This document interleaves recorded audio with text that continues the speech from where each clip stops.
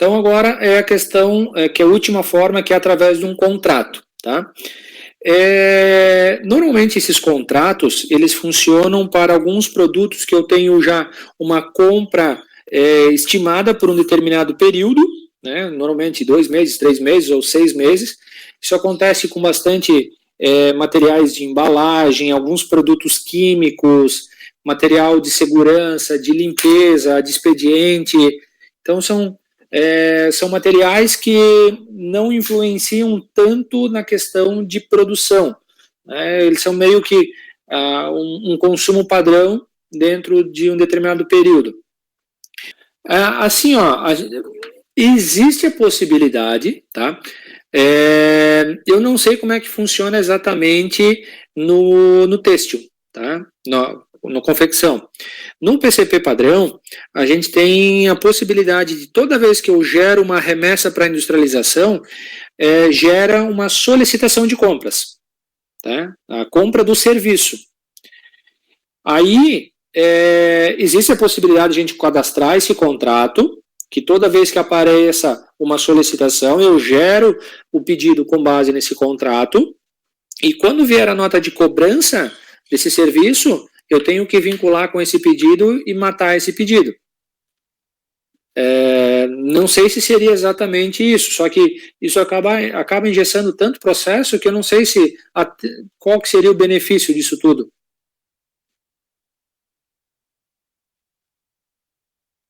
Isso, a lógica é exatamente a mesma, tá? É exatamente a mesma, só que ao invés de alguém gerar uma solicitação, normalmente ele vai ser gerado pela remessa de industrialização e depois, ao invés de ter uma nota fiscal de compra para abater esse pedido, vai ter uma nota fiscal de cobrança. Tá, então, quando se tem esses produtos que você sabe que por um determinado período você vai comprar daquele fornecedor e já tem valor combinado e condição de pagamento, então para não precisar ficar cotando toda vez, a gente cria esse cadastro e agiliza o processo de compras. Como é que eu faço para cadastrar esses produtos? Então, eu tenho aqui dentro do grupo de compras, eu tenho meu cadastro de contrato de compra. Dentro desse cadastro, eu vou colocar uma descrição, que normalmente é o fornecedor, e daí aqui eu vou pegar o código do fornecedor. Qual que é a moeda? A vigência, eu tenho que ter uma vigência desse contrato. Vamos pegar do dia 1º/1 até o dia 30/6. Qual que é o tipo de frete? Transportadora, condição de pagamento. Vocês podem ver que é a capa de um pedido, tá? Esse contrato. Aí quais são os produtos? 100, 10, 10, 12. Qual é a quantidade? Aqui a gente tem esse campo, quantidade de previsão, tá? Deixa eu só... Eu não consigo editar. Quantidade de previsão, tem algumas negociações que funcionam da seguinte forma. Eu vou lá e digo para o meu fornecedor, eu digo assim, em 4 meses eu vou comprar 400 peças de você, tá? Pode ser que seja 100 peças por mês ou pode ser que seja variável essas quantidades. Porém, no final dos 4 meses, se eu não pedir as 400 peças, você pode me mandar, pode faturar automaticamente a diferença para fechar as 400 peças. Tá? Então, com isso, o fornecedor consegue te dar um valor mais baixo, porque ele sabe que tem essa venda garantida já. Então, como é que a gente vai controlar isso tudo? Então, pela quantidade prevista, que aqui esse exemplo que eu estou dando, 400 peças, eu consigo saber quanto que eu já comprei e quanto que já chegou em determinado período. Então, eu tenho a minha previsão, tenho quanto que eu comprei e quanto já chegou. Tá? Para saber, para controlar se o fornecedor pode me mandar uma quantidade a mais ou não, se ele vai faturar ou não. E se por acaso ele faturar, você consegue dizer, não, eu tenho esse controle aqui, que em tal e tal data a gente já comprou a quantidade acordada. Vai ser peça, valor unitário R$1, previsão de entrega em dias 0, porque tem a pronta entrega, alíquota do ICMS, se tiver IPI, PIS, COFINS, se tiver lote mínimo, múltiplo, beleza. Então eu cadastrei aqui todos os meus produtos. Vou colocar todos os produtos e as informações necessárias. Salvei, então está tudo prontinho aqui o meu contrato. Então ele já está cadastrado. Não está saindo aqui, ó. Deixa eu ver o contrato número 2, se realmente gravou. Só não tinha saído a informação. Está aqui. Então agora, o que eu vou fazer? Só deixa eu... Contrato número 1. Teste também.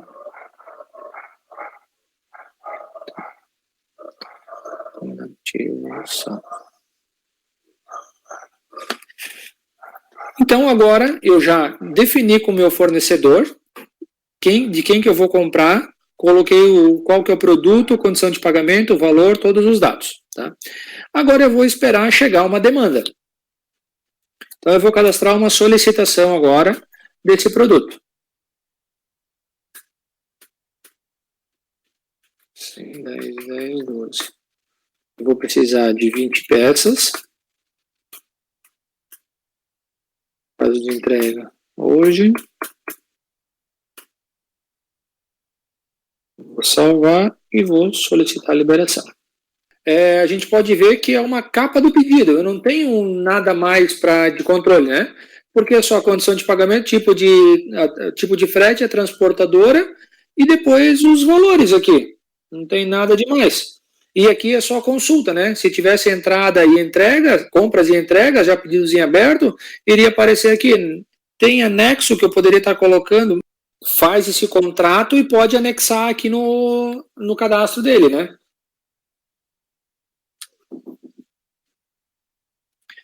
Tá, então eu cadastrei o contrato e aguardo alguém cadastrar a solicitação.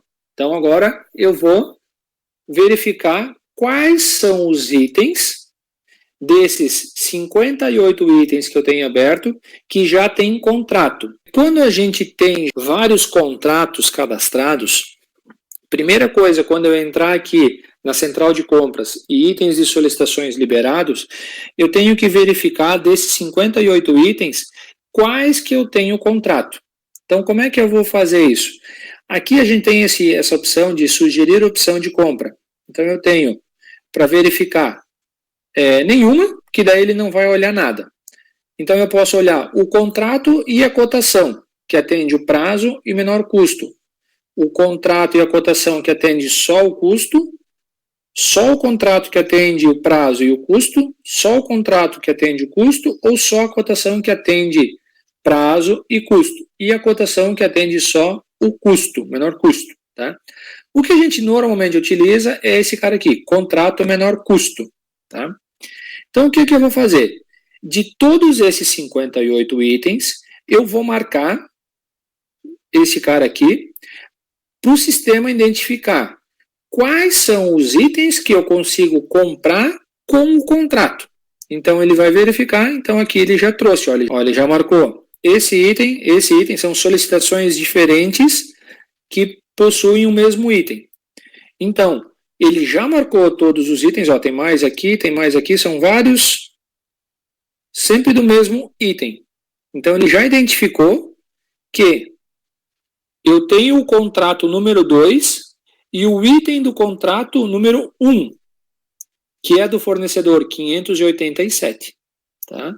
Então, com essa informação, quando eu clicar em comprar, o sistema vai gerar um pedido para todos esses itens. Se eu tiver aqui, vamos supor que nessa tela eu teria 500 itens. Dentro desses 500 itens, 200 o sistema identificou que tem contrato. Desses 200 que tem contrato, são de 5 fornecedores diferentes. Então, em uma vez só, o sistema iria gerar todos os pedidos para todos os fornecedores com apenas... Tá? Então, se ganha muito em agilidade, mas muito mesmo. Tá? Nesse caso, eu vou clicar em comprar. Ele vai trazer a tela do agrupamento. O contrato é eu marcar esse checkbox, o sistema vai identificar de todos os itens que eu tenho em aberto, quais que eu tenho contrato, ele já está me trazendo aqui qual que é o contrato e o item do contrato e de quem que é o fornecedor, e eu iria gerar o pedido de compra. Mesmo que eu tenha contratos diferentes, de fornecedores diferentes, ele iria gerar os pedidos conforme a necessidade e conforme as regras de agrupamento. É simplesmente clicar em comprar, confirma, porque não precisa fazer manutenção, não precisa fazer nada, porque eu já tenho todos os dados cadastrados. Eu tenho o fornecedor, tenho condição de pagamento, tipo de frete, valor, tenho tudo. Então é só comprar e está gerado o pedido. Então, só aqui terminando os status, né? Pedido digitado é o mesmo conceito da solicitação digitada. Então, o comprador ele pode começar a cadastrar um pedido, mas ele não quer dar sequência ainda. Ele quer ver se a quantidade realmente está certa, se a data de entrega que ele está colocando realmente é essa. Então, para não perder o que ele já fez, ele salva, mas não solicita a liberação. Aí, quando ele salvar e solicitar a liberação, se possuir o fluxo de aprovação, ele vai entrar no fluxo de aprovação aqui nos pedidos bloqueados. Pedido retornado são os pedidos onde, a partir do momento que eu solicito a liberação, se eu precisar fazer qualquer tipo de alteração, eu tenho que retornar esse pedido. Então, eu consigo identificar quais foram os pedidos retornados. Ou também, para os pedidos que ficaram bloqueados, o aprovador pode ser que conteste alguma coisa, ou uma condição de pagamento, ou um valor que ele acha que está muito alto. Então, ele retorna o pedido para o comprador, e o comprador entra aqui no pedido retornado e faz a manutenção necessária, e depois solicita a liberação novamente. Depois que o pedido está totalmente liberado pelo fluxo de aprovação, ele vai cair aqui no pedido liberado, e o comprador vai mandar o pedido para o fornecedor. Então, teoricamente, nos pedidos liberados, eu não deveria ter nenhum pedido aqui, né? Então, tudo que chegar, tudo que for liberado, eu tenho que mandar para o fornecedor. Quando eu mando para o fornecedor, ele vem nos pedidos enviados. Então, a gente vai ficar verificando aqui se os pedidos ficam muitos dias aqui. Então, a gente tem que utilizar esse média de dias na etapa. Se começou a ficar 1, 2, 3 dias aí, passa a mão no telefone e, meu amigo, por que você não confirmou o pedido? Né? Então, se por acaso o cara não confirmar pelo e-mail, a gente consegue fazer essa manutenção por aqui, tá? Então, eu venho nesse pedido 88, faço uma edição nele e venho aqui e coloco o pedido como aceito. E daí ele já vai colocar aqui, ó, vai mudar de status, tá? Manualmente eu consigo fazer essa alteração. Agora ele está aqui como aceito. Está aqui o pedido 88 já, ó, tá? Então é só eu fazer a manutenção. Isso vale para os pedidos, mesmo que estão nos pedidos liberados, eu venho, tanto faz no status aqui, liberado ou enviado, eu entro no pedido, faço a edição dele, venho na situação de aceite e mudo manualmente aqui para aceito e salvo. Aí quando eu fechar aqui na central de compras, ele já vai se atualizar. Ô Flávio, só uma pergunta besta, mas assim, o comprador mandou o pedido para o fornecedor dar o aceite e percebeu que fez alguma caca lá e precisa alterar isso. Ele consegue daí, dessa mesma forma, ali, retornar ele para alterar e enviar novamente? Sim. Vamos supor que esse pedido aqui, esse 73 aqui, ele mandou para o fornecedor, mas o comprador identificou que tem algum problema, né? Então, para poder editar ele, a gente pode ver, quando eu clico em editar, eu consigo alterar essa informação aqui na capa, o resto está tudo desabilitado, eu consigo alterar essa capa, esse dado aqui do aceite, e nos produtos eu consigo, não consigo alterar praticamente nada. Ó, não consigo alterar nada. Para poder alterar qualquer coisa, o que eu tenho que fazer? Eu tenho que selecionar ele, retornar o pedido, colocar o motivo, alteração no valor do item ou alteração na quantidade solicitada, você vai selecionar o que for necessário aqui, e daí confirmar. Com base nisso, agora aqui, ó, a situação de bloqueio está como retornado, aí sim você consegue fazer a manutenção. Eu nem preciso sair tudo, ó, sair lá no retornado para fazer manutenção. Na própria tela onde eu estava, eu já consigo fazer manutenção, tá? Ó, agora todos os campos estão liberados novamente para edição. E depois que eu fiz toda a alteração necessária, aí sim eu tenho que solicitar a liberação de novo desse pedido. Se esse pedido tem fluxo de aprovação, aí ele vai passar pelo bloqueio, alguém vai ter que aprovar ele de novo, e depois que foi aprovado, ele vai cair aqui no liberado. E daí aqui no liberado você vai verificar se precisa mandar para o fornecedor de novo, ou se não você vem aqui e altera para pedido aceito. E salvar. Show. Tá? Então, ó, eu saí para alterar os status aqui só para vocês entenderem, né? Mas se eu estou com o pedido aceito, vamos supor que foi feito todo o fluxo certinho, cadastrado uma solicitação, da solicitação foi feito pelo contrato, ou manual, ou pela cotação, tanto faz, o pedido ficou bloqueado, foi mandado para o fornecedor confirmou o recebimento do pedido e estava aqui no pedido aceito, mas quando chegou a nota fiscal, por uma questão, sei lá, cambial ou o que for, o fornecedor mandou diferente do que está no pedido. E você vai aceitar essa alteração. Tá? Então, o que você vai fazer? Vai localizar o pedido. Vamos pegar aqui o 189. Vamos retornar ele. Colocar o motivo. Por que você está alterando? Você não precisa ficar saindo da tela. Como a situação aqui de bloqueio já está como retornado, aqui você pode fazer todo o processo mesmo. Ó. Edita, altera tudo o que precisa, né? E depois de salvar, deseja solicitar a liberação? Sim. Solicitou a liberação. Sem sair do pedido, já vem aqui e coloca no aceito de novo. Ó, e salvar de novo. Então, o que o sistema fez? O pedido estava aqui, ele foi para retornado, depois de retornado você fez a alteração, ele foi para o bloqueado ou veio para o liberado, e do liberado ele voltou para cá. Então, você não precisa ficar, para cada passo desse, ficar entrando e saindo da rotina. Aqui pelo aceite mesmo você consegue fazer isso tudo, tá? Então, sempre você vai ter que tomar cuidado em qual status de que tá, né? Qual é a situação de bloqueio. Então, no liberado não consegue alterar. Depois que está retornado, daí você consegue fazer a manutenção, já consegue liberar ele, já consegue deixar ele como aceito também. Tem só a questão lá de uma outra rotina que eu quero mostrar ainda da solicitação, geração automática de solicitação. Tá. Só vamos ver então essa questão agora da solicitação, aí da geração automática de solicitação. Empresas trabalham com estoque mínimo, tá?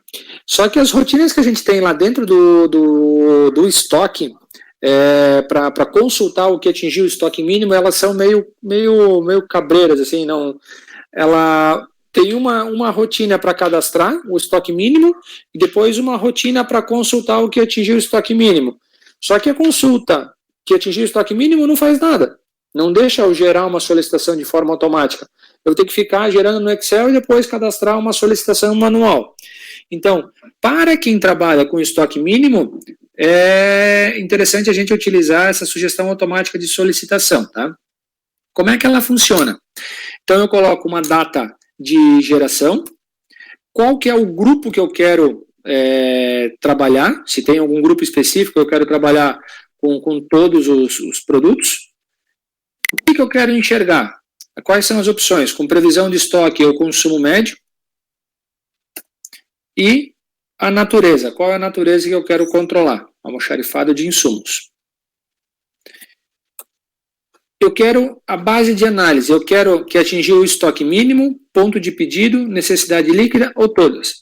Normalmente a gente utiliza o estoque mínimo, tá? Para quando se tem esse cadastro feito. Deseja informar o centro de custo e observação? Sim. Então, aqui eu consigo já identificar quais são os itens, né, que eu tenho. Então, aqui eu tenho esse item que vai estar a descrição lá em cima, qual é o estoque atual, se eu tenho solicitação, se eu tenho pedido, qual é a previsão de estoque, qual que é o meu estoque mínimo, qual é a sugestão de compra e a sugestão de compra de entrega. Esse cara aqui, essa base aqui está ferrada.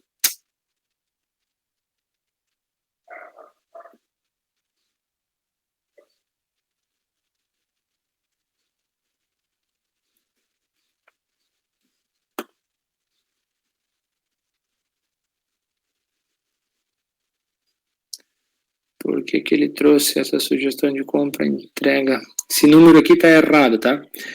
Mas, enfim.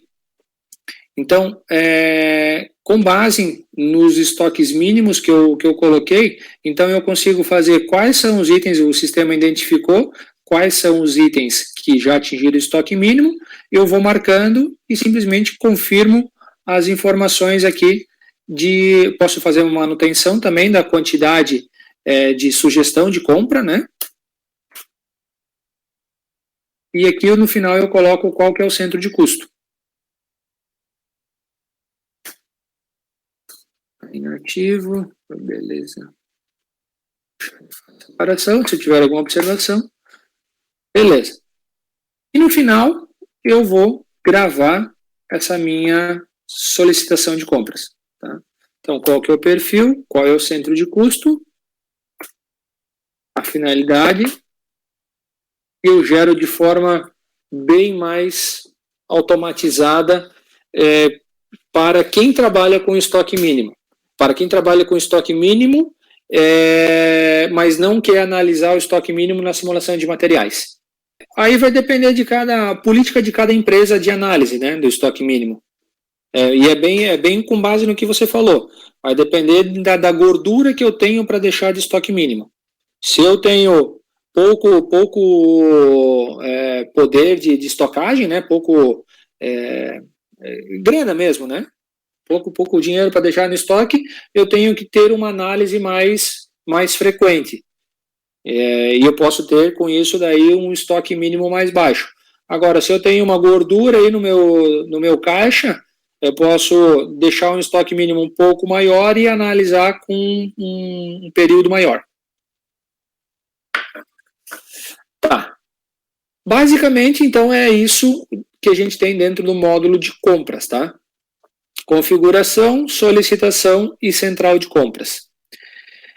Agora, atendendo essa tua necessidade aí, Claudinei, de que para ter uma empresa bem enxuta, posso ter mais de um comprador, mas que não tenha divisão dos itens dentro desses compradores e não tenho nenhum fluxo de aprovação. O comprador tem total autonomia para fazer as compras.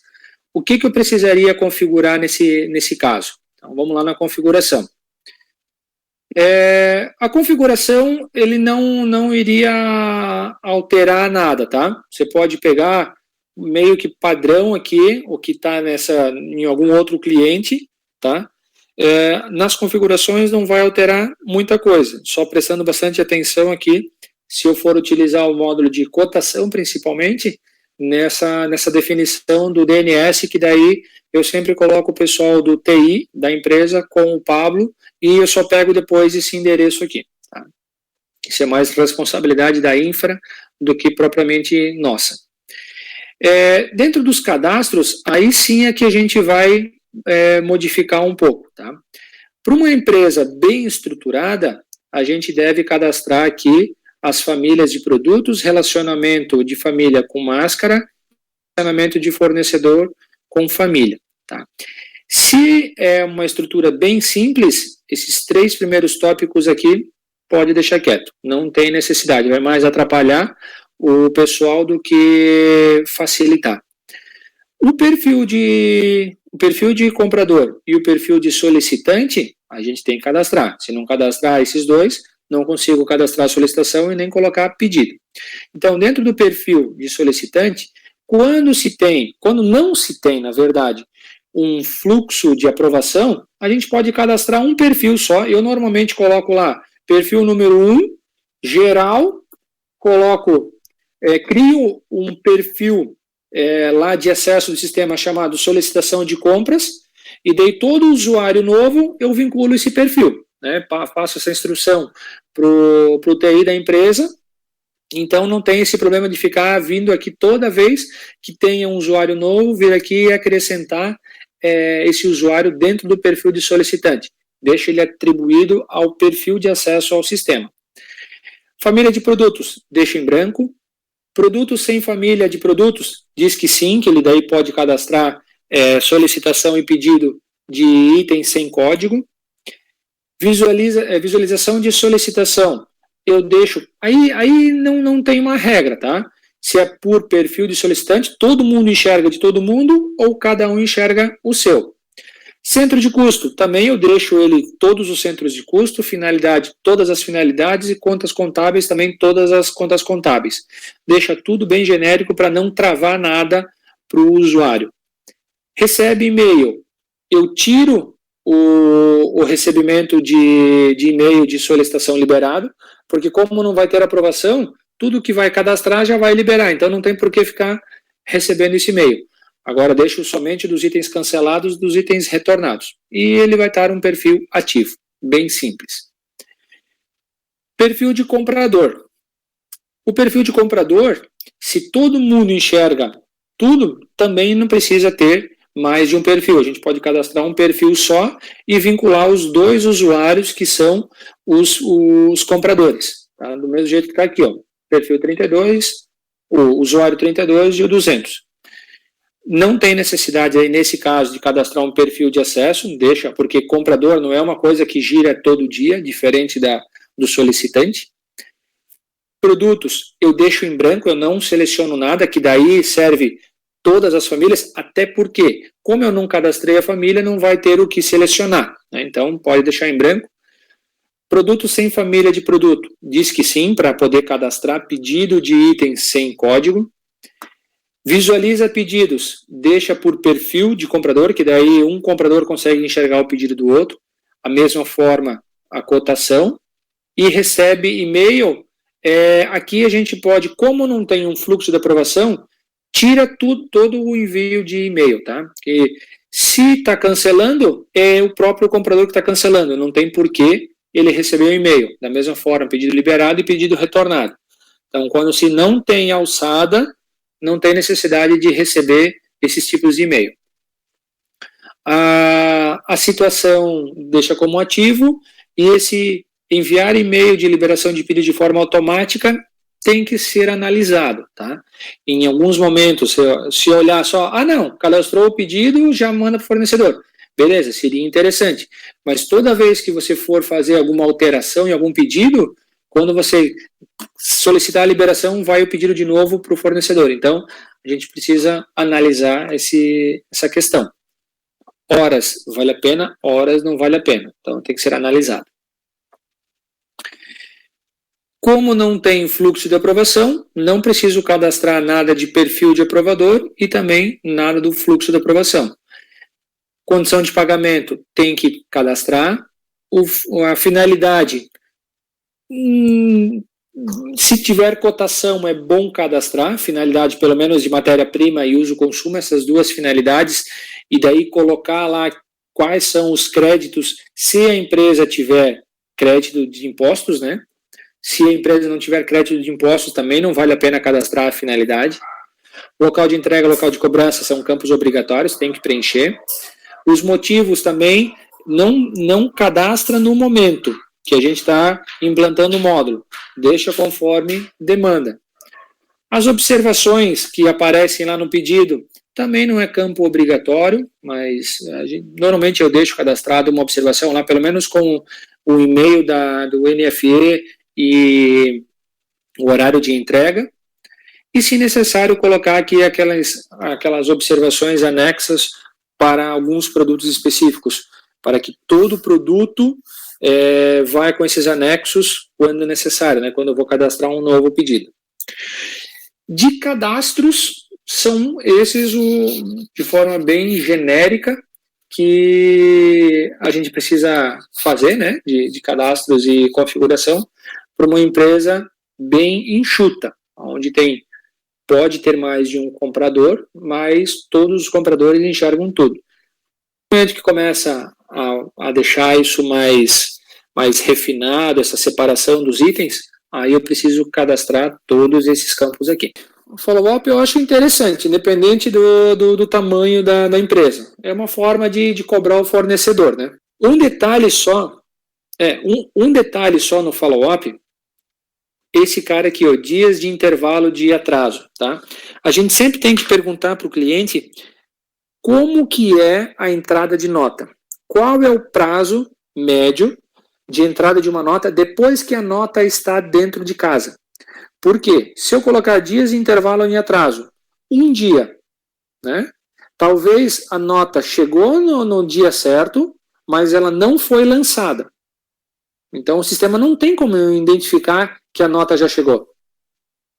Então vai ficar cobrando do fornecedor uma coisa que ele entregou na data correta. Tá? Então, só para tomar bastante cuidado nessa questão aqui dos dias de intervalo em atraso no follow-up.